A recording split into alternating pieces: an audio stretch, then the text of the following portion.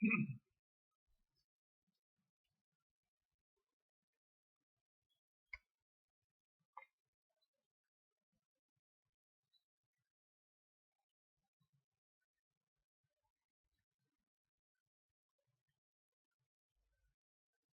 นี้เป็นครั้งที่29ตรงกับวันที่29พฤษภาคมพศ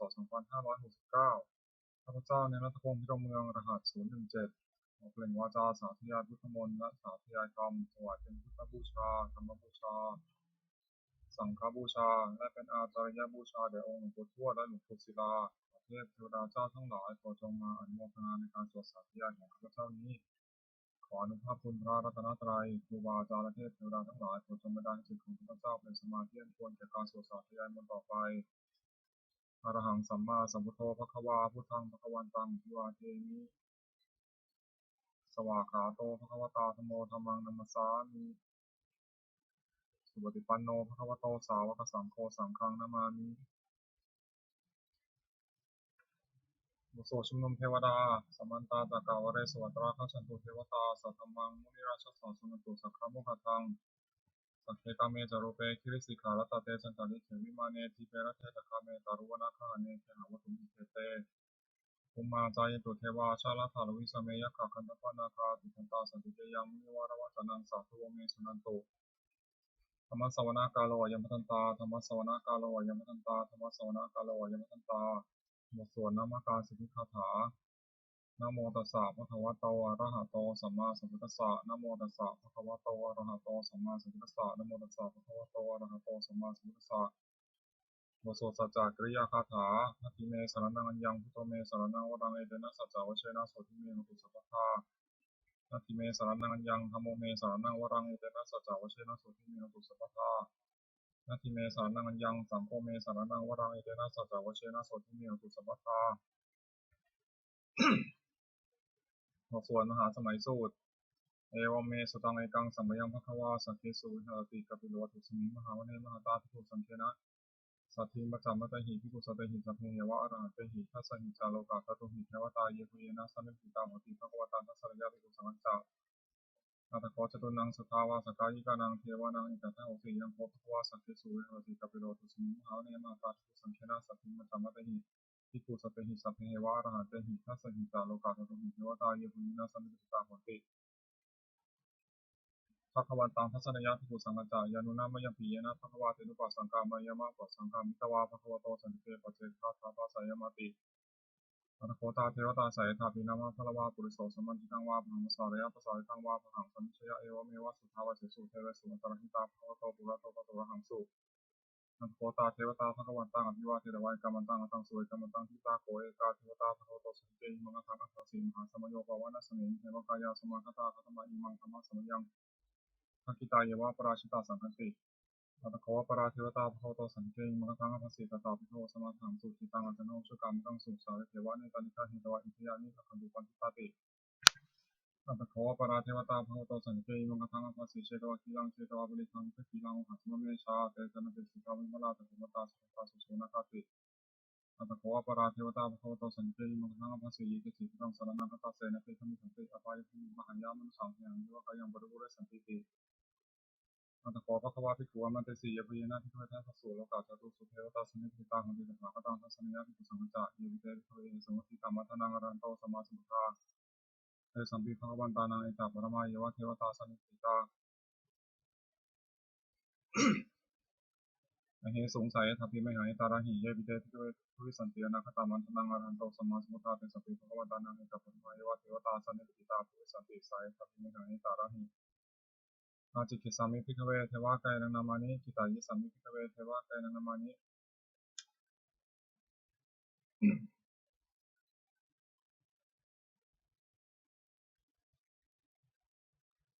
กิตายิสามิภิกขเวเทวะกายนังนามานิ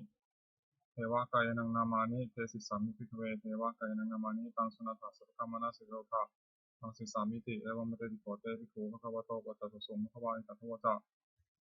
สิโลกามนุกัสสามิยถาภูมาตัทสิตาเยสิตาคิริทัพพลังปหิตตาสมาหิตาปุตุเสหะวิหาวาสัลลีนาโลมหังสาปิสัมพุโน ทาธรรมนัสสาสุทาวิปัสสนามนาวิลาพิญโยมัจจสเตยตวาวเนกัปปิลวัตเวตโตอมติสัทธาสาวกเกสัสเนระเตเทวกายาพิณตาเตวิชนาถาภิกขโวเตจาตบัมมะกรุงสุตวาพุทธศาสนังเตสัมปัตวะหุวินาอมนุสานัสนังอเปเตสตัมมะทังคุงสาสังอัฏฐสัตเตริงสตังอิเตสาสานังอมนุสานามะสุงเตเกนะตัมมะทังคุงทิสาสัทธาวุตาหงตันจัสสะพังอภิญญาวะวะคิตวานัจจุมาตโตอมติสัทธาสาวกเกสัสเนระเตเทวกายาพิณตาเตวิชนาถาภิกขโวโยหังกิตายิสามิทิราหิอนุปุพพโสตัตตสหัสสาวยกาบุมากับิลวัฏวายกิมันโตชุติมันโตวันนาวันโตยิสสินมุตมนาภิกขุปุนังสมิโมนังชาสหัสสาหิมาวตายขานันตวันนิโนกิมันโตชุติมันโตวันนาวันโตยิสสินมุตมนาภิกขุปุนังสมิโมนังสาตาคิราติสหัสสายขานันตวันนิโนกิมันโตชุติมันโตวันนาวันโตยิสสินมุตมนาภิกขุปุนังสมิโมนังมิเจเตโสรัสสหัสสายขานันตวันนิโนกิมันโตชุติมันโตวันนาวันโตยิสสินมุตมนาภิกขุปุนังสมิโมนังเวสามิตาปัญจสตายขานันตวันนิโนกิมันโตชุติมันโตวันนาวันโตยิสสินมุตมนาภิกขุปุนังสมิโมนังกุมพิโรราชาขันโกเวปุรสานิเวสนังพิโยนังสตัสสะหัสสังยะขันังปิยุปัสสติกุมพิโรราชาขันโกโสภคัสสมิโมนังบริมันจัติสังราชาทศรัตโถจัสสิกันธรรมราธิปติมหาราชายสัสสิโสพุทธบิดาสาภาวนธรรมนามหาภาลายทิมโตชุติมโตวันนาวโตยสัสสินมุตมนาภิกขุปุนังสมิโมนังทักขินันจัติสังราชาวุรุโหตปาสัสสติกุมมนาอธิปติมหาราชายสัสสิโสพุทธบิดาสาภาวนธรรมนามหาภาลายทิมโตชุติมโตวันนาวโตยสัสสินมุตมนาภิกขุปุนังสมิโมนังปัจฉิมันจันทิสังราชาวิรูปโขปสาสตินาคนังอธิปติมหาราชายสัสสิโสพุทธปิตาสาภาโวนธรรมานามหาภาลายทิมโตชุติมันโตวันนาวโตยสัสสินมุตมนาภิกขุปุนังสมิโมนังมุตารัญจันทิสังราชากุเวโรตปาสัสสิยคณาธิปติมหาราชายสัสสิโสพุทธปิตาสาภาโวนธรรมานามหาภาลายทิมโตชุติมันโตวันนาวโตยสัสสินมุตมนาภิกขุปุนังสมิโมนังปุริมาทิสังทัตตารัตโถทักขิเนนะอุรุณหะโกปัจฉิเนนะอุรุปโขกุเวโรตังทิสังทัตตาโรเตมหาราชาสมันตาจัตุโรทิสาทัตตะมนะอังสุวันนี้กัปปิลวัตเวเตสัมมายาวิโนทัสสะอาคูวันจันทาถามายากุเตนทุเวเตนทุวิภูจาวิภูโตสหัจันโนโน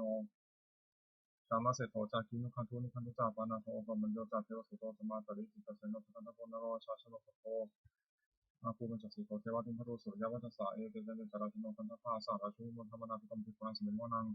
อัฏฐาภูนภาษานาคาเวสลาสหัสชกากัมภาลสัตราภูวายภาสายติยมุนาคตาลถาจาภูนกายสัพโนเอราวันโนมหานาโคสภคัสมิโมนังเยนาคาราเชสหัสสาหารันติทิพาทิชาปฏิวิสุทธิจักโขวิหายสเตวนามัชปตาจิตาสุวนาอิติริสนามังอภัยันตทานาคาราชานามาสิสุปนโตคินามกาสิบิโตสนาหิวัตันหิวะวะหายันตานาคาสิบนาสารนามกาสุขังชิตาวชิระหัตเถนะสมุทาสุราติตาภัตตโรวาสาวเสติทิมโตยิสัสสิโนคาเวทัญชามหาสมาสุราธนาวิทัสสาวิทัสติสุจิติจาปหาราโทนมุติสหสันจักขุตุตานังสัพเพโรตนามกาสเนตัวทันเจนังราหุปตาวิปังขมุงสมัยโยธานิทัตเตติปุนังสมัยโยนัง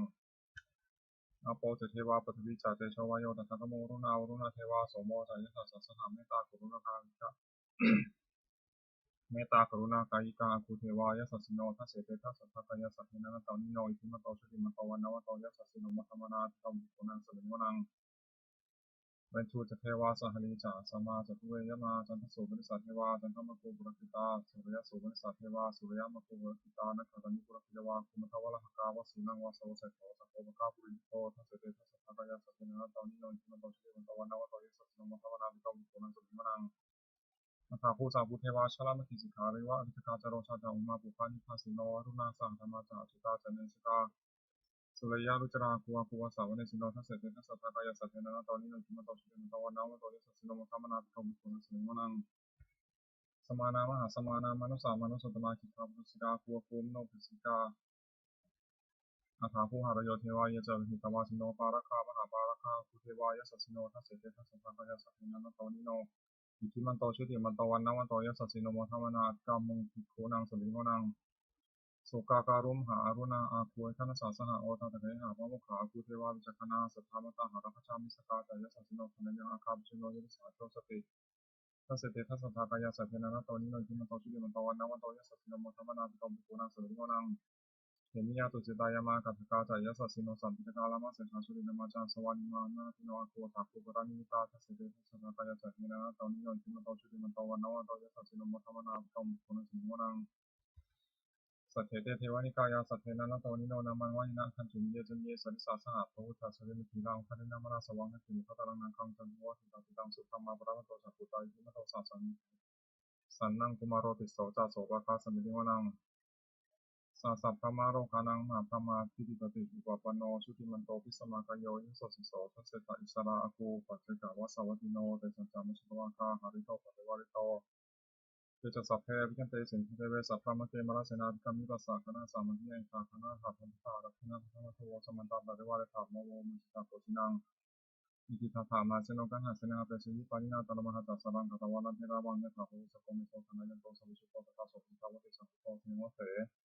อัตตาภาพยาวะกิตวานะตุมาตตวันมิสัทธาสาวเกสาสเนรเตมรัชนาจันตาเตชนะตุโกเตจาตปะมะกรุงสุตตาวาพุทธศาสสนังวิตาระเทหิปะกมุนิสังวิอิชยุงสัพเพวิสุตตาสังฆามาพยาติตายัสสิโนโมทันติสังฆติเตหิสาวกาเตชนะติตาติบทสวดบูชาหลวงปู่ทวดนะโมโพธิสัตว์อาคันติมยะอิติภควานะโมโพธิสัตว์อาคันติมยะอิติภควานะโมโพธิสัตว์อาคันติมยะอิติภควานวประวัติฉบับประชาชนสมเด็จพระมหาสมณเจ้ากรมพระยาวชิรยานวโรรสธรรมวิภาคทุกกะคือหมวดสองทำมีอุปการะมากสองอย่างหนึ่งสติความระลึกได้สองสัมปชัญญะความรู้ตัวทำเป็นโลกบาลคือคุ้มครองโลกสองอย่าง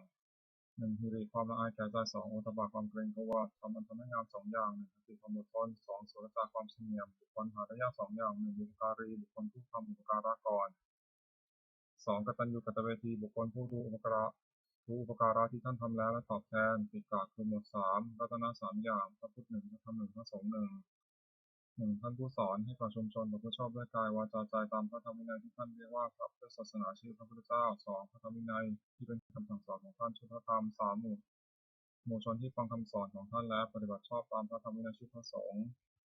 คุณของรัตนะสามอย่างพระพุทธเจ้ารู้ดีรู้ชอบด้วยพระองค์เองก่อนแล้วสอนผู้อื่นให้รู้ตามด้วยพระธรรมย่อมรักษาผู้ปฏิบัติไม่ให้ตกไปในที่ชั่วพระสงฆ์ปฏิบัติชอบตามคำสอนของพระเจ้าแล้วสอนผู้อื่นให้กระทำตามด้วยอาการที่พระเจ้าทรงสั่งสอนสามอย่างหนึ่งทรงสั่งสอนเพื่อจะให้ผู้ฟังรู้ยิ่งจริงในธรรมที่ควรรู้ควรเห็นสองทรงสั่งสอนมีเหตุให้ผู้ฟังอาจตรองตามให้เห็นจริงได้สามทรงสั่งสอนเป็นอัศจรรย์คือผู้ปฏิบัติตามย่อมได้ประโยชน์โดยสมควรแก่ความปฏิบัติเอาไว้ของพระเจ้าสามอย่างหนึ่งจากพุทธจริตคือประพฤติชอบด้วยกายวาจาใจสองประกอบสุจริตคือประพฤติชอบด้วยกายวาจาใจสามทำใจของตนให้หมดจดจากเครื่องเศร้าหมองใจมีโรคปวดหลงเป็นต้นทุจริตสามอย่างหนึ่งประพฤติชั่วด้วยกายเรียกกายทุจริตสองประพฤติชั่วด้วยวาจาเรียกวจีทุจริต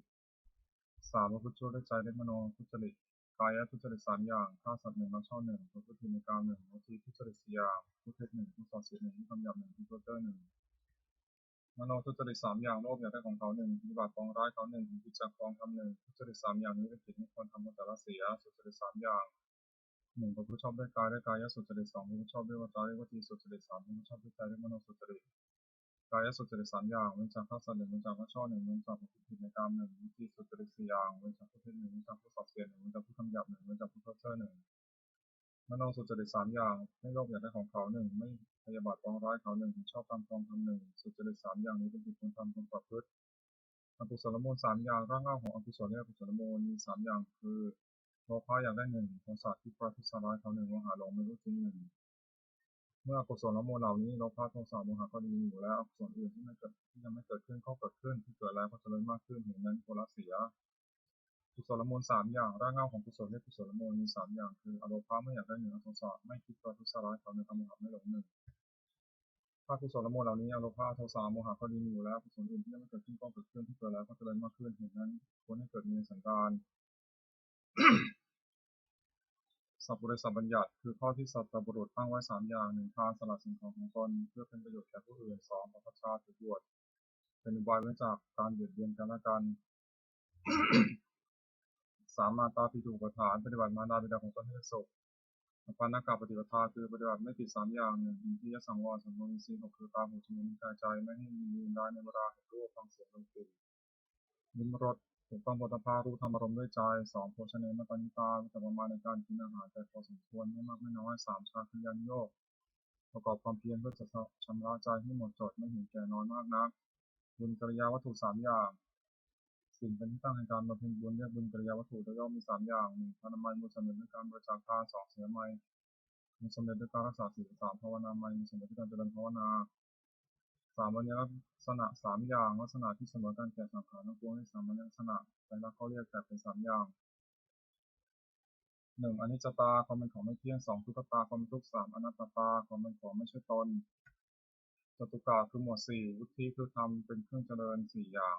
1สัพพุริสสังเสวะพบท่านผู้ประพฤติชอบด้วยกายวาจาใจที่เรียกว่าสัตบุรุษ2สัทธรรมสวนะฟังคำสั่งสอนของท่านโดยเคารพ3โยนิโสมนสิการติตรองให้รู้จักสิ่งดีหรือชั่วโดยอุบายที่ชอบ4ธรรมานุธรรมปฏิปติประพฤติธรรมสมควรแก่ธรรมซึ่งได้ตรองเห็นแล้วจาก4 1ปฏิรูปาเทสาวาสายินประเทศสมควร2สัพปริสูปัสยะพบสัตตบุรุษ3อัตตาสัมมาปณิที่ตั้งตนไว้ชอบ4ปุเพกตาปุญญาตาคนเป็นผู้ได้ทำความดีในปางก่อนทำ4อย่างนี้ดูดล้อรถนำไปสู่ความเจริญอคติ4 1ลำเอียงเพราะรักใคร่กันเรียกฉันทคติ2ลำเอียงเพราะไม่ชอบการเรียกโทสะคติ3ลำเอียงเพราะข่าวเรียกโมหคติ4ลำเอียงเพราะโกรธเรียกพยาคติคติ4ประการนี้ไม่ควรประพฤติอันตรายของภิกษุสามเณรผู้บวชใหม่4อย่าง1อดทนต่อคำสอนไม่ได้คือเบื่อต่อคำสั่งสอนที่เกียจทำตาม2เป็นคนเห็นแก่ปากแก่ท้องทนความอดอยากไม่ได้3พักเพลินในกรรมคุณพยายามอยากให้สูงยิ่งขึ้นไป4รักผู้หญิงภิกษุสามเณรผู้หวังความเจริญแก่ตนควรระวังอย่าให้อันตราย4อย่างนี้ย่ำยีได้ประธานคือความเพียร4อย่าง1สังวรประธานคือระวังไม่ให้บาปเกิดขึ้นในสันดาน2ปหานประธานคือละบาปที่เกิดขึ้นแล้ว3ภาวนาประธานเพียรให้กุศลเกิดขึ้นในสันดาน4อนุรักษณาประธานคือรักษากุศลที่เกิดขึ้นแล้วไม่ให้เสื่อมความเพียร4อย่างนี้เป็นความเพียรชอบควรประกอบให้มีในตนอธิฐานธรรมคือธรรมที่ควรตั้งไว้ในใจ4อย่างปัญญารอบรู้สิ่งที่ควรรู้2สัจจะความจริงใจคือประพฤติสิ่งใดก็ให้ไปทิ้ง3จาระสละสิ่งที่เป็นข้าศึกแก่ความจริงใจ4ปัสสมะสงบใจจากสิ่งที่เป็นข้าศึกแห่งความสงบอิทธิบาทคือคุณเครื่องให้สำเร็จความประสงค์4อย่าง1ฉันทะพอใจรักใคร่ในสิ่งนั้น2วิริยะทีมประกอบสิ่งนั้น3จิตตะเอาใจฝักใฝ่ในสิ่งนั้นไม่วางธุระ4วิมังสาถูกต้องพิจารณาเหตุผลในสิ่งนั้นคุณ4อย่างนี้มีบริบูรณ์แล้วชักนำบุคคลให้ถึงสิ่งที่ต้องประสงค์ซึ่งมีอยู่วิสัยความควรทำความไม่ประมาทในที่4สถาน1ในการละกายทุจริตประพฤติกายสุจริต2ในการละวจีทุจริตประพฤติวจีสุจริต3ในการละมโนทุจริตประพฤติมโนสุจริต4ในการละความเห็นผิดทำความเห็นไม่ถูกอีกอย่างหนึ่งระวังใจไม่ให้กำหนัดในอารมณ์เป็นที่ตั้งแห่งความกำหนัด2ระวังใจไม่ให้ขัดเคืองในอารมณ์เป็นที่ตั้งแห่งความขัดเคือง3ระวังใจไม่ให้หลงในอารมณ์เป็นที่ตั้งแห่งความหลง4ระวังใจไม่ให้มัวเมาในอารมณ์เป็นที่ตั้งแห่งความมัวเมาปาริสุทธิศีล4 1ปาฏิโมกขสังวรสำรวมในพระปาฏิโมกข์เป็นข้อที่พระพุทธเจ้าห้ามทำตามข้อที่พระองค์อนุญาต2ทิฏฐิสังวรสำรวมมีศีล6คือตามหัวสมมุติกายใจไม่ให้มีลืมร้ายในเวลาแห่งรูปฟังเสียงดนตรีลิ้มรสถูกต้องโมตภารุธรรมารมณ์ด้วยใจ3อาชีวะปาริสุทธิเลี้ยงชีวิตโดยทำที่ชอบไม่หลอกลวงเขาเลี้ยงชีวิต4ปัจจยปัจจเวคขณะพิจารณาเสียก่อนจึงบริโภคปัจจัย4คือจีวรมิถบาทเสนาสนะและเภสัชไม่บริโภคด้วยตัณหาอารักขกรรมฐาน4 1พุทธานุสติและรู้ถึงคุณของพระพุทธเจ้าที่มีในพระองค์และทรงพระคุณแก่ผู้อื่น2เมตตาแผ่ในปริจิตคิดจะให้สัตว์ทั้งปวงสุขทั่วหน้า3อสุภาพิจารณาร่างกายตนและผู้อื่นให้เห็นเป็นไม่งาม4มรณสติถึงความตายที่มีแก่ตนกรรมฐาน4อย่างนี้ควรเจริญเป็นนิจพรหมวิหาร4 1เมตตาความรักใคร่ปรารถนาจะให้เป็นสุข2กรุณาความสงสารที่จะช่วยคนทุกข์3มุทิตาความพอยินดีเมื่อผู้อื่นได้ดี4อุเบกขาความวางเฉยไม่ดีใจไม่เสียใจเมื่อผู้อื่นถึงความวิบัติ4อย่างนี้เป็นเครื่องอยู่ของท่านผู้ใหญ่สติปัฏฐาน4 1กายานุปัสสนา2เวทนานุปัสสนา3จิตานุปัสสนา4ธรรมานุปัสสนาสติกำหนดพิจารณากายเป็นอารมณ์ว่ากายนี้สักว่ากายไม่ใช่สัตว์บุคคลตัวตนเราเขาเรียกกายานุปัสสนาสติกำหนดพิจารณาเวทนาคือสุขทุกข์ไม่ใช่ทุกข์สุขเป็นอารมณ์ว่าเวทนานี้ก็สักว่าเวทนาไม่ใช่สัตว์บุคคลตัวตนเราเขาเรียกเวทนานุปัสสนาสติกำหนดพิจารณาใจที่เศร้าหมองหรือผ่องแผ้วเป็นอารมณ์ว่าใจนี้สักว่าใจไม่ใช่สัตว์บุคคลตัวตนเราเขาเรียกจิตานุปัสสนาสติกำหนดพิจารณาธรรมที่เป็นกุศลหรือกุศลที่เกิดกับใจเป็นอารมณ์ว่าธรรมนี้ก็สักว่าธรรมไม่ใช่สัตว์บุคคลตัวตนเราเขาเรียกธรรมานุปัสสนาธาตุกรรมฐาน4ธาตุ4คือธาตุดินเนปฏิธาตุธาตุน้ำเมฆอาโปธาตุธาตุไฟและเตโชธาตุธาตุลมนิวายโยธาตุธาตุอันใดเนื้อสลายแข็งแข็งธาตุนั้นเป็นปฏิธาตุธรรมที่เป็นภายในคือผมขนเล็บฟันหนังเนื้อเอ็นกระดูกเยื่อในกระดูกม้ามหัวใจตับของผืดไตปอดไส้ใหญ่ไส้น้อยอาหารใหม่อาหารเก่าธาตุอันมีลักษณะเอิบอาบธาตุนั้นเป็นอาโปธาตุนั้นที่เป็นภายในคือดีเสลดหนองเลือดเหงื่อมันข้นน้ำตาเปลือยมันน้ำลายน้ำมูกข้อมูด ธาตุอันมีลักษณะร้อนธาตุนั้นเป็นเตโชธาตุนั้นที่เป็นภายในคือไฟที่ยังการให้อบอุ่นไฟที่ยังการให้สุดโทรมไฟที่ยังการให้ตรงตะวายไฟที่เผาอาหารให้ย่อยธาตุอะไรมีลักษณะพัดไปพัดมาธาตุนั้นเป็นวายโยธาตุอันนี้เป็นภายในคือลมพัดขึ้นเบื้องบนลมพัดลงเบื้องต่ำลมในท้องลมในไส้ลมพัดประจำตัวลมหายใจความกำหนดพิจารณากายนี้ให้เห็นว่าเป็นแต่เพียงธาตุสี่คือดินน้ำไฟลมประชุมกันอยู่ไม่ใช่เราไม่ใช่ของเราเรียกว่าธาตุกรรมฐานอริยสัจสี่หนึ่งทุกข์สองสมุทัยคือเหตุทุกข์เกิดสามนิโรธคือความดับทุกข์สี่มรรคคือข้อปฏิบัติที่เป็นความดับทุกข์ความไม่สบายกายไม่สบายใจได้ชื่อว่าทุกข์เพราะเป็นของคนได้ยากปัญหาคือความเพียรอยากได้ชื่อว่าสมุทัยเพราะเป็นเหตุทุกข์เกิดตัณหานั้นมีประเภทเป็นสามคือตัณหาความอยากในอารมณ์ที่น่ารักใคร่เรียกว่ากามตัณหาอย่างหนึ่งตัณหาความอยากเป็นโน่นเป็นนี่เรียกว่าภวตัณหาอย่างหนึ่งตัณหาความอยากไม่เป็นโน่นเป็นนี่เรียกว่าวิภวตัณหาอย่างหนึ่งความดับตัณหาได้สิ้นเชิงทุกดับหมดไปหมดได้ด้วยชื่อว่านิโรธเพราะเป็นความดับทุกข์ปัญญาเห็นชอบว่าสิ่งนี้ทุกสิ่งนี้เหตุให้ทุกเกิดสิ่งนี้พาให้ถึงความดับทุกข์ไม่ชื่อว่ามรรคเพราะเป็นข้อปฏิบัติให้ถึงความดับทุกข์มรรคนั้นมีองค์8ประการคือปัญญาเห็นชอบหนึ่งดำริชอบหนึ่งเจริญชอบหนึ่งทำการงานชอบหนึ่งเน้นชื่อชอบหนึ่งทำความเพียรชอบหนึ่งตั้งสติชอบหนึ่งตั้งใจชอบหนึ่งทำสกัดคือหมวด5อนันตริยกรรม5 1มาตุฆาตฆ่ามารดา2ปิฎฆาตฆ่าบิดา3อรหันตฆาตฆ่าพระอรหันต์4โลหิตตุปบาททำร้ายพระพุทธเจ้าจนถึงยังพระโลหิตที่งอกขึ้นไป5สังฆเพศยังสงให้แตกต่างกันทำ5อย่างนี้เป็นบาปอันหนักที่สุดห้ามสวรรค์ห้ามนิพพานตั้งอยู่ในศาสนาชีพของผู้ถือพระพุทธศาสนาห้ามไม่ให้ทำเป็นขาดอภิหาปัจเจเวก1ควรพิจารณาทุกวันว่าเรามีความแก่เป็นธรรมดาไม่รู้มีความแก่ไปได้2ควรพิจารณาทุกวันว่าเรามีความเจ็บเป็นธรรมดาไม่รู้มีความเจ็บไปได้3ควรพิจารณาทุกวันว่าเรามีความตายเป็นธรรมดาไม่รู้มีความตายไปได้4ควรพิจารณาทุกวันว่าเราจะต้องพัดพลาดจากของรักของชอบใจทั้งสิ้น5ควรพิจารณาทุกวันว่าเรามีกรรมของตัวและทำดีสักได้ดีทำชั่วสักได้ชั่วโดยสารชาติกรณธรรมคือทำทางความกล้าหาญ5อย่าง1ศรัทธาเชื่อสิ่งเป็นเชื่อ2ศีลรักษากายวาจาเรียบร้อย3ความประจักษ์ความเป็นผู้ศึกษามาก4วิริยะรำพัดระดับความเพียร5ปัญญารับผู้สมควรรู้องค์แห่งภิกษุใหม่5อย่าง1สำรวมในพระปฏิโมกข์เป็นข้อที่พระพุทธเจ้าห้ามทำตามข้อที่ทรงอนุญาต2สำรวมอินทรีย์คือระวังตาหูจมูกลิ้นกายใจไม่ให้มีรายครอบงำได้ในเวลาเห็นรูปด้วยในตาเป็นต้น3เป็นความเป็นคนไม่เอิกกระโดดเฮฮา4อยู่ในเสนาสนะสงัด5มีความเห็นชอบภิกษุใหม่ควรตั้งอยู่ในธรรม5อย่างนี้องค์แห่งธรรมก็คือนักเทศ5อย่างแสดงธรรมไปโดยลำดับไม่ขาดความ2อ้างเหตุผลแนะนำให้ผู้ฟังเข้าใจ3ตั้งจิตเมตตาภาวนาให้เป็นประโยชน์แก่ผู้ฟัง4ไม่แสดงธรรมเพราะเห็นแก่ลาภ5ไม่แสดงธรรมกระทบตนและผู้อื่นคือว่าไม่ใช่ตนเสียดสีผู้อื่นภิกษุผู้ได้ธรรมก็คือคุณตั้งองค์5อย่างนี้ไว้ในตน ธรรมสวนานิสงส์คืออานิสงส์ในการฟังธรรม5อย่าง1ฟังธรรมย่อมผู้ฟังธรรมย่อมได้ฟังสิ่งที่ไม่เคยฟัง2สิ่งนั้นได้เคยฟังแล้วแต่ยังไม่เข้าใจชัดย่อมเข้าใจสิ่งนั้นชัด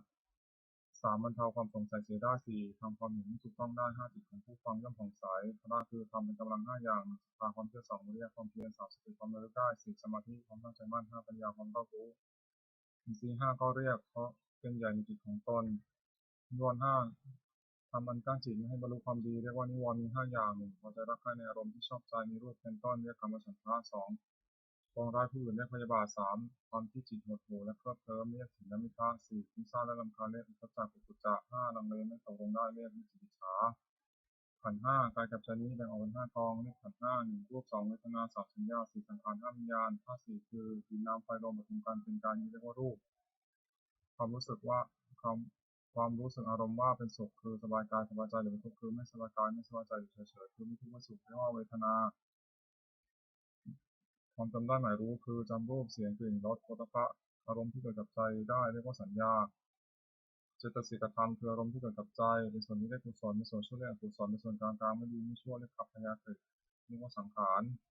ความรู้อารมณ์ในเวลาเมื่อรูปมาต่อตาเป็นต้นเรียกว่าวิญญาณขันธ์5นี้ย่อมเรียกว่านามรูปเวทนาสัญญาสังขารวิญญาณรวมเข้าเป็นนามรูปของเป็นรูป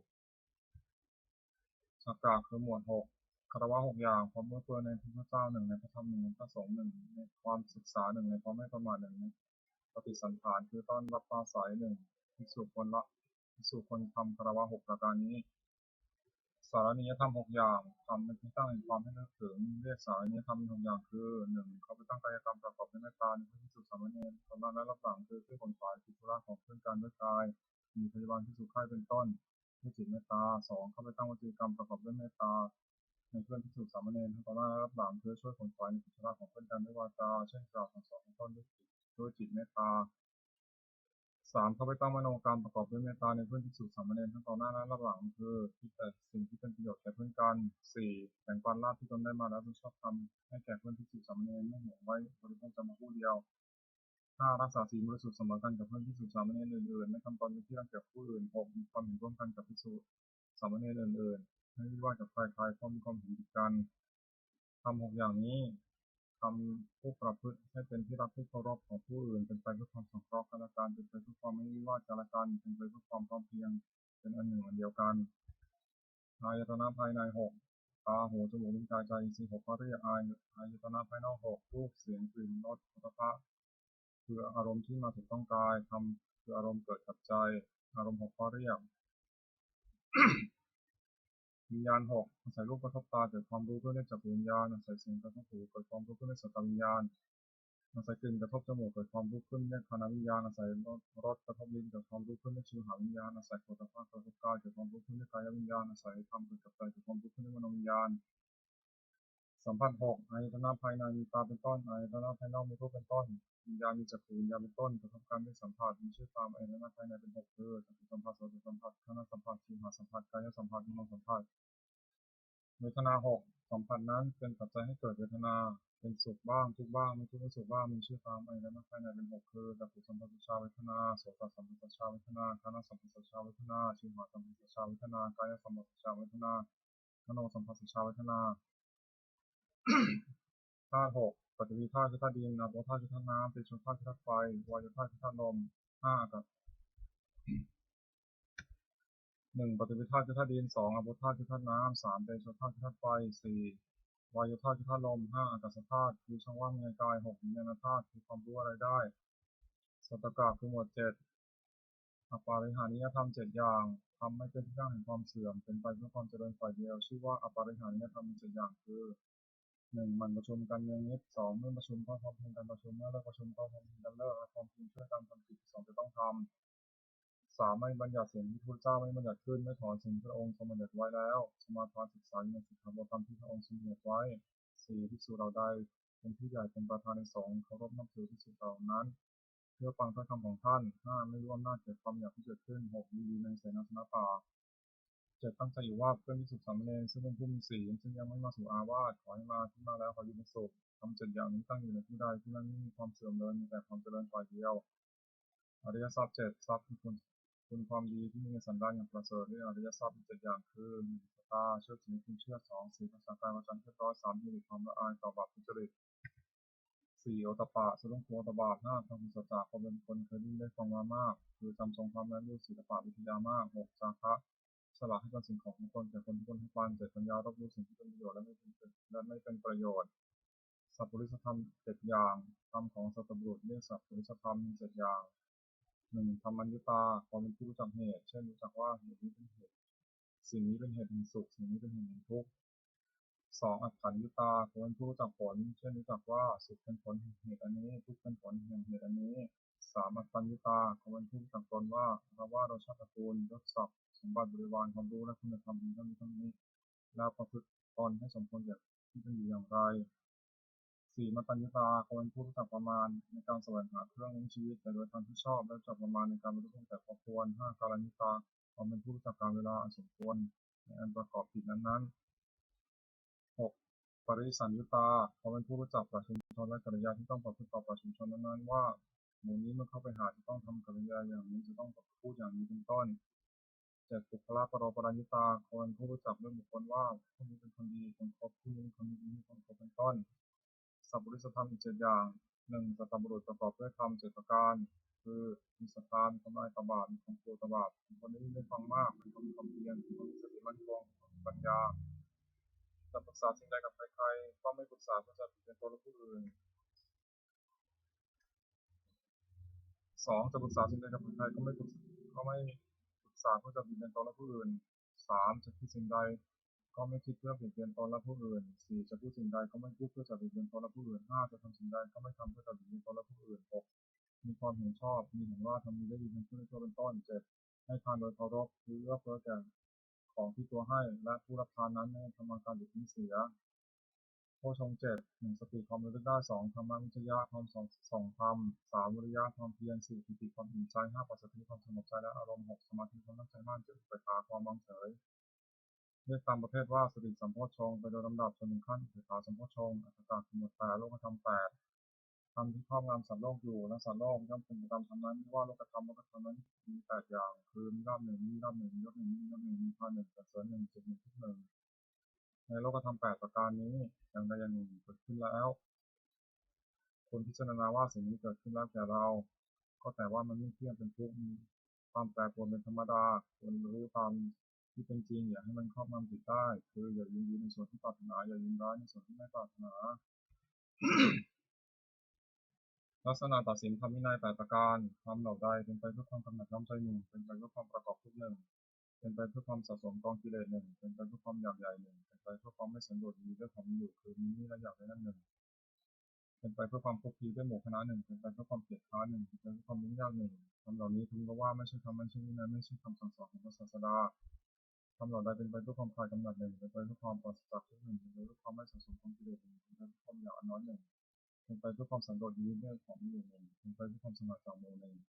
เป็นไปเพื่อความเพียรหนึ่งเป็นไปเพื่อความเรียนง่ายหนึ่งทำเหล่านี้ถึงว่าเป็นธรรมเป็นวินัยเป็นคำสั่งสอนของพระศาสดามรรคมีองค์แปดหนึ่งสัมมาทิฏฐิปัญญาเห็นชอบคือเห็นอริยสัจสี่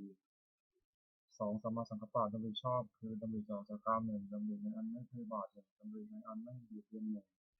สามสัมมาวาจาเจริญชอบคือเว้นจากวจีทุจริตสี่สี่สัมมากัมมันตะทำการงานชอบคือเว้นจากกายทุจริตสามห้าสัมมาชีวะเลี้ยงชีวิตชอบคือเว้นจาก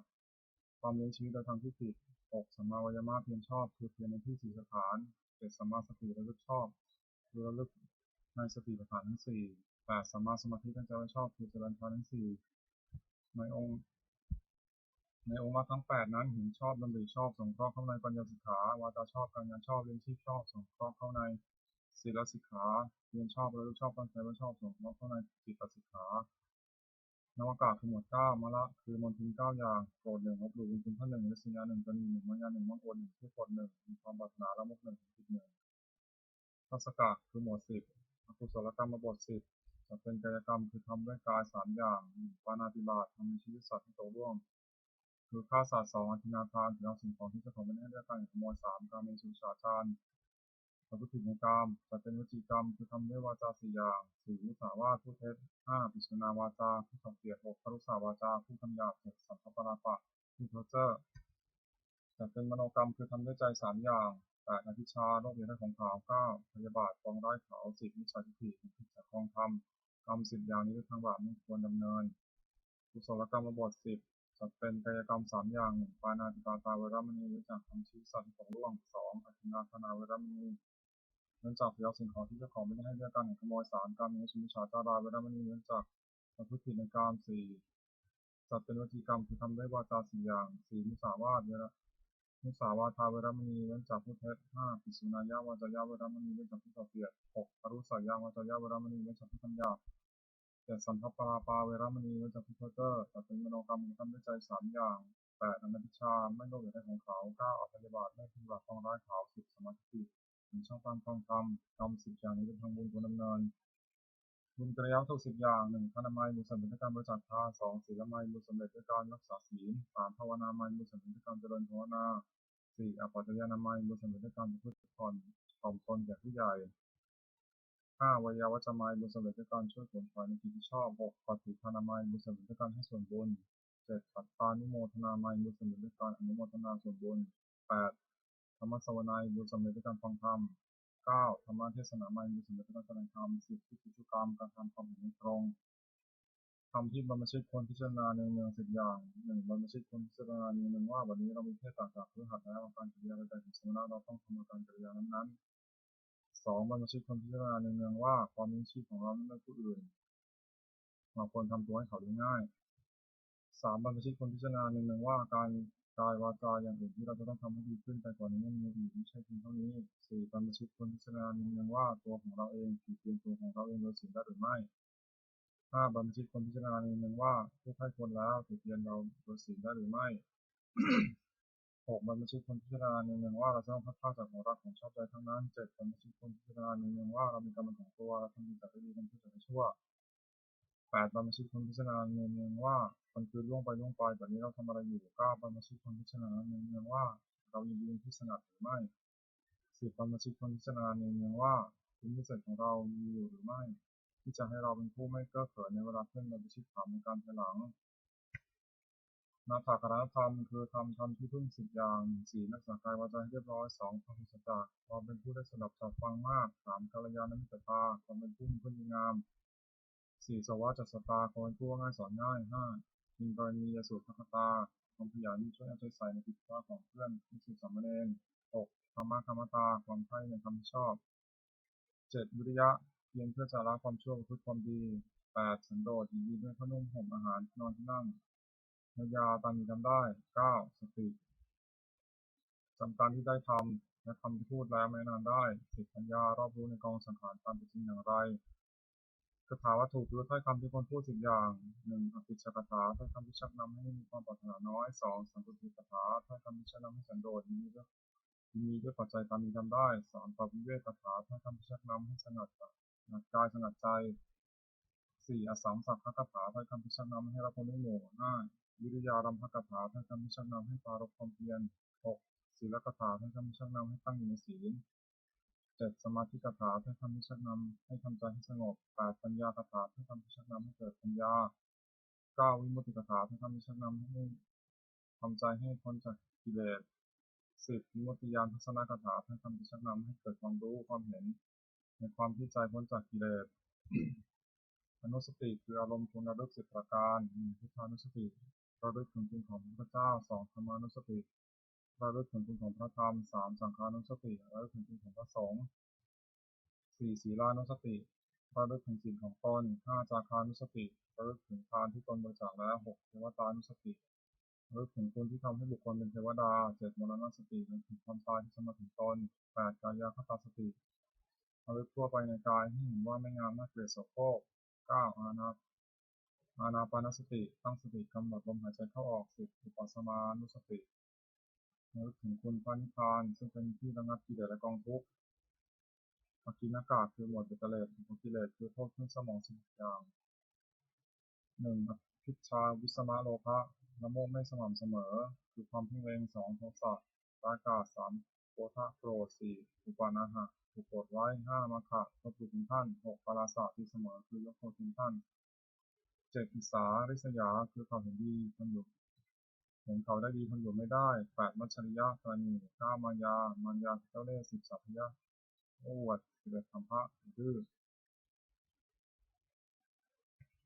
12สารัมภะแคนดี13มนัสถือตัว14อภิมนาดุหมิ่นท่าน15มัทธมุมา16ปมาทะเลินเล่อโพธิปักขิยธรรม37ประการ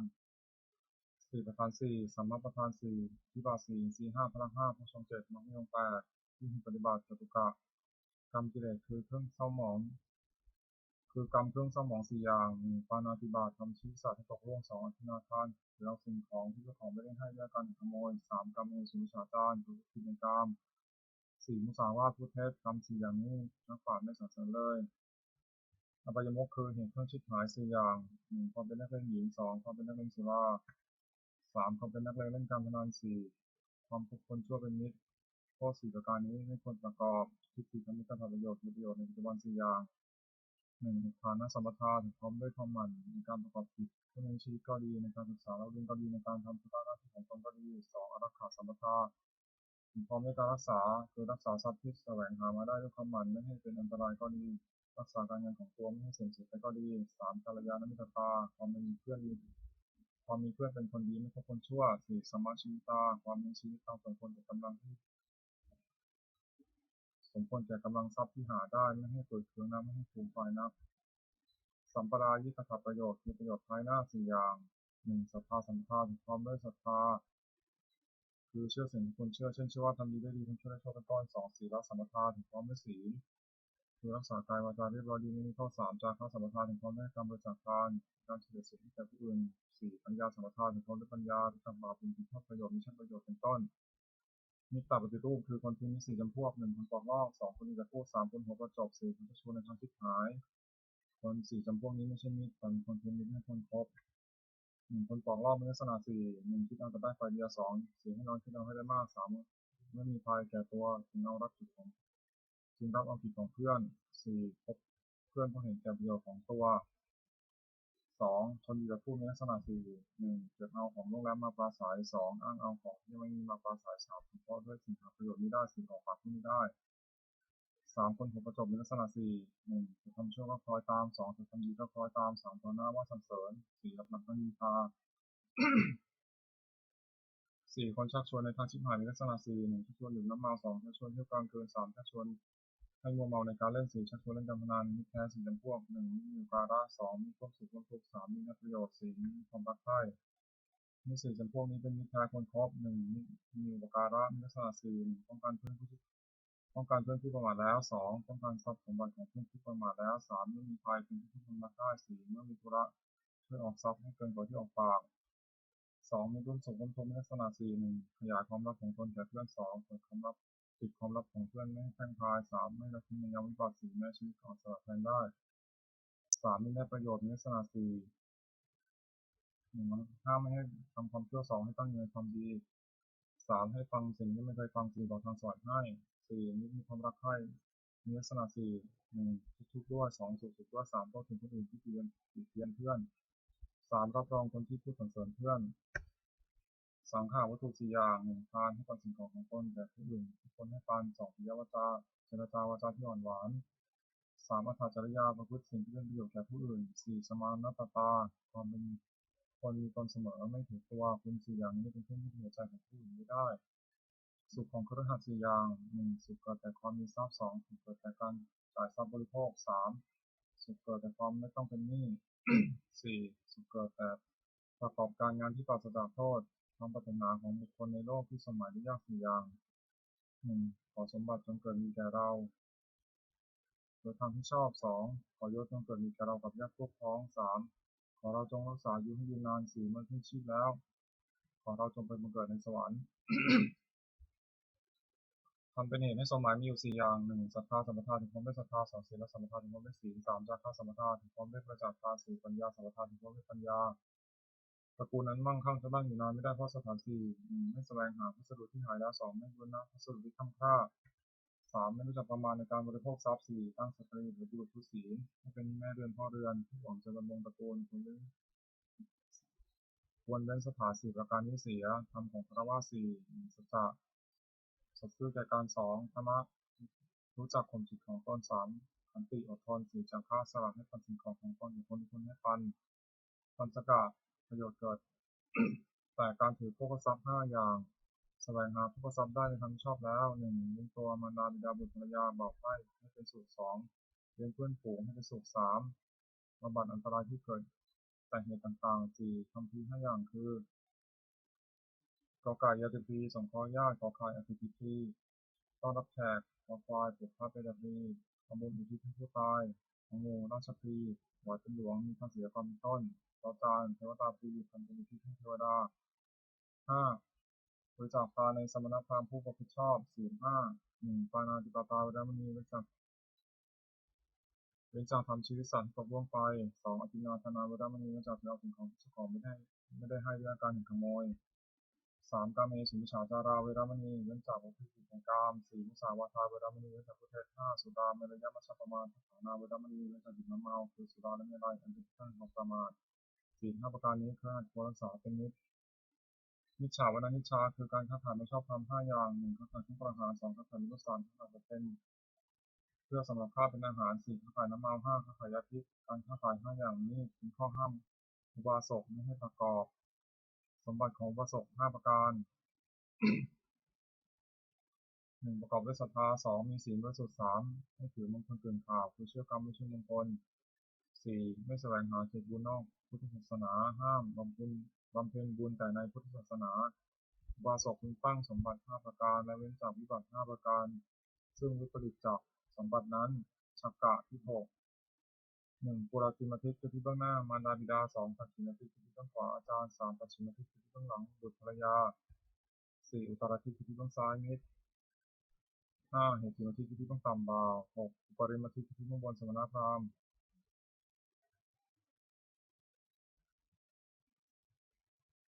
1ปุรธิมทิที่เบื้องหน้ามารดาบิดาบุตรพึงบำรุงด้วยสถาน5 1ท่านได้เลี้ยงมาแล้วเลี้ยงท่านตอบ2ทำผิดของท่าน3ดำรงวงศกุล4ประพฤติตนให้เป็นคนควรรับทรัพย์มรดก5เมื่อท่านล่วงลับไปแล้วทำบุญอุทิศให้ท่านมารดาบิดาได้รับบำรุงชนีได้ย่อมละบุตรในสถาน5 1ห้ามให้ทำความชั่ว2ให้ตั้งอยู่ในความดี3ให้ศึกษาศิลปวิทยา4หาภรรยาที่สมควรให้5มอบทรัพย์ให้ในสมัย2ทักษิณอาทิตย์ที่เบื้องขวาอาจารย์7พึงบำรุงในสถาน5 1ด้วยขึ้นมีรับ2ด้วยเข้าไปยืนคอยรับใช้3ไม่เชื่อฟัง4ด้วยศรัทธา5ด้วยเรียนศิลปวิทยาโดยเคารพอาจารย์ได้รับบำรุงชนีได้ย่อมรู้ข้อ10ด้วยสถาน5 1แนะนำดี2ให้เรียนดี3บอกศิลปะทั้งสิ้นเชิงไม่ผิดฟังทาง4ยกย่องให้ปรากฏในเพื่อนฝูง5ทำความป้องกันในทั้งหลายคือจะไปทิศทางไหนก็ไม่อดยา3ปัจฉิมทิศที่ต้องหลังภรรยาสามีพึงบำรุงในสถาน5 1ด้วยยกย่องนับถือว่าเป็นภรรยา2ด้วยไม่เป็น1 3ด้วยไม่ประพฤติร่วงใจ4ด้วยมอบความเป็นใหญ่ให้5ด้วยให้เครื่องแต่งตัวภรรยาได้รับบำรุงชนีได้ย่อมรู้เคราะห์สามีด้วยสถาน5 1เป็นอย่างดี2สงเคราะห์คนข้างเคียงของผัวดี3ไม่ประพฤติร่วงใจผัว4รักษาทรัพย์ที่ผัวหามาได้ไว้ไม่ขยันไม่เกียจ5ขยันไม่เกียจค้านในกิจการทั้งปวง4อุตรที่ที่เบื้องซ้ายมิตรบุรุษพึงบำรุงด้วยสถาน5 1ด้วยให้ปาน2ด้วยเจรจาถ้อยคำไพเราะ3ด้วยประพฤติประโยชน์4ด้วยความเป็นผู้มีตนเสมอ5ด้วยไม่แกล้งกล่าวให้พลาดจากความเป็นจริงมิตรได้รับบำรุงชนีแล้วย่อมอนุเคราะห์บุตรด้วยสถาน5 1รักษามิตรผู้ประมาทแล้ว2รักษาทรัพย์ของมิตรผู้ประมาทแล้ว3ไม่มีภัยเป็นผู้ทำงานได้4ในนาทีพยายามปฏิบัติ5นาทีตลอดวงของมิตร5เหตุจุลทิศที่ต้องตามบ่าวนายพึงบำรุงในสถาน5 1ด้วยจัดการงานให้ทำตามสมควรแก่กำลัง2ด้วยให้อาหารและรางวัล3ด้วยรักษาพยาบาลในเวลาเจ็บไข้4ด้วยจัดของมีวัตถุประหลาดให้คืน5ด้วยกรณีในสมัยบ่าวได้รับบำรุงชนีแล้วย่อมรู้ข้อนายด้วยสถาน5 1ลุกขึ้นทำการงานก่อนนาย2เลิกการงานทีหลังนาย3ถือเอาแต่ของที่นายให้4ทำการงานให้ดีขึ้น5นำตัวของนายไปสรรเสริญในที่นั้น6อุปริมาทิที่เบื้องบนสมณพราหมณ์ตุลบุตรพึงบำรุงด้วยสถาน5 1ด้วยกายกรรมเป็นทำอะไรประกอบด้วยเมตตา2ด้วยวจีกรรมพูดอะไรประกอบด้วยเมตตา3ด้วยมโนกรรมคิดอะไรประกอบด้วยเมตตา4ด้วยความเป็นผู้ไม่ติดประตูคือไม่ได้ห้ามเข้าบ้านเรือน5ด้วยให้อนุสทานสมณพราหมณ์ได้รับบำรุงชนีแล้วย่อมรู้เคราะห์ตุลบุตรด้วยสถาน6 1ห้ามไม่ให้กระทำความชั่ว2ให้ตั้งอยู่ในความดี3อนุเคราะห์ด้วยน้ำใจงาม4ให้ได้ฟังสิ่งที่ยังไม่เคยฟัง5ทำสิ่งที่ได้ฟังแล้วให้แจ่ม6บอกความสอนให้อบายมุขคือเห็นเครื่องชิบหาย6 1ดื่มน้ำเมา2เที่ยวกลางคืน3เที่ยวดูการเล่น4เล่นการพนัน5ควบคุมช่วยเป็นมิตร6เสียการทำการงาน1ดื่มน้ำเมามีโทษ6 1เสียทรัพย์2ก่อการทะเลาะวิวาท3เกิดโรค4ต้องติดเตียน5ไม่รู้จักอาย6พรกำลังปัญญา2เที่ยวกลางคืนมีโทษ6 1ชื่อว่าไม่รักษาตัว2ชื่อว่าไม่รักษาลูกเมีย3ชื่อว่าไม่รักษาทรัพย์สมบัติ4เป็นที่ระแวงของคนทั้งหลาย5มักถูกใส่ความ6ได้รับความลำบากมาก3เที่ยวดูการเล่นมีโทษไปตามวัตถุที่มีโทษตามวัตถุที่ไปดู6 1รำที่ไหนไปที่นั่น2ขับร้องที่ไหนไปที่นั่น3สีที่เราที่ไหนไปที่นั่น4เสพที่ไหนไปที่นั่น5เพลงที่ไหนไปที่นั่น6เถิดเทิงที่ไหนไปที่นั่น4เล่นการพนันมีโทษ6 1ไม่ชนะย่อมก่อเวร2เมื่อแพ้ย่อมเสียทรัพย์ที่เสียไป3ทรัพย์ย่อมชิบหาย4ไม่มีใครเชื่อถือพระธรรม5เป็นที่หมิ่นประมาทของเพื่อน6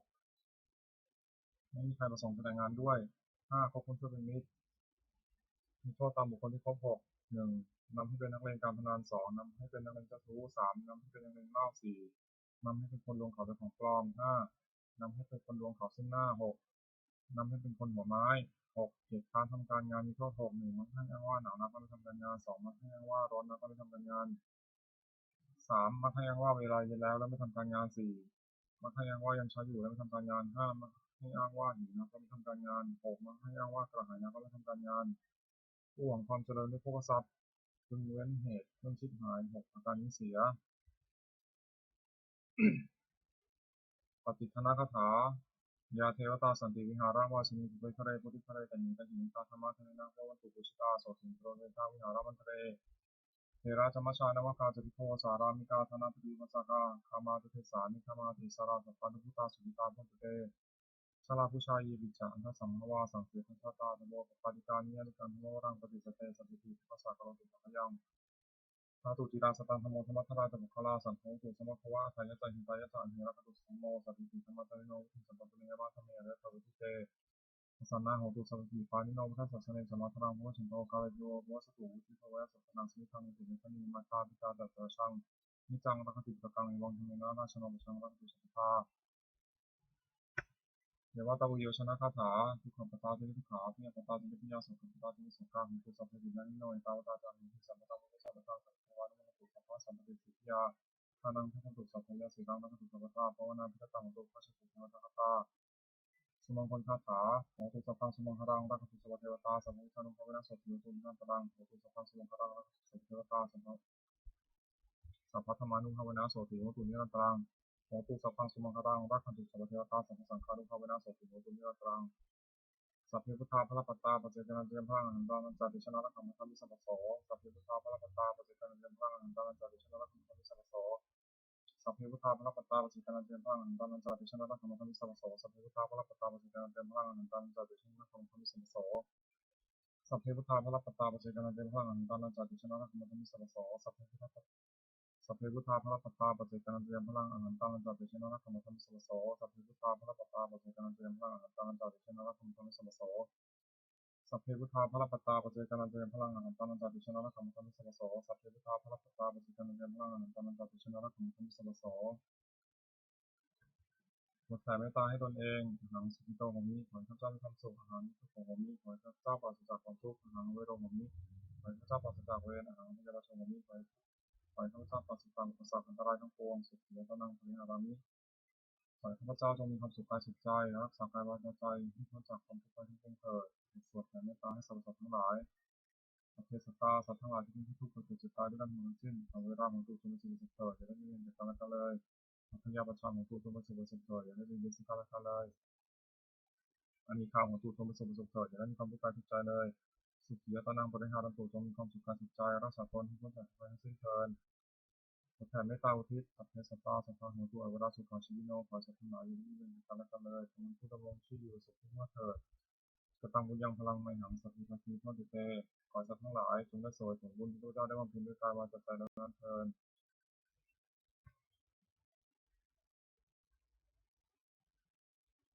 ขออานิสงส์แห่งผลบุญกุศลนี้จงเป็นสัพพะสิริมงคลแก่ข้าพเจ้าครับข้าต่อภัยจากทุกโศกโรคภัยอันตรายทั้งปวงที่แห่งรายได้สุจริตมั่นคง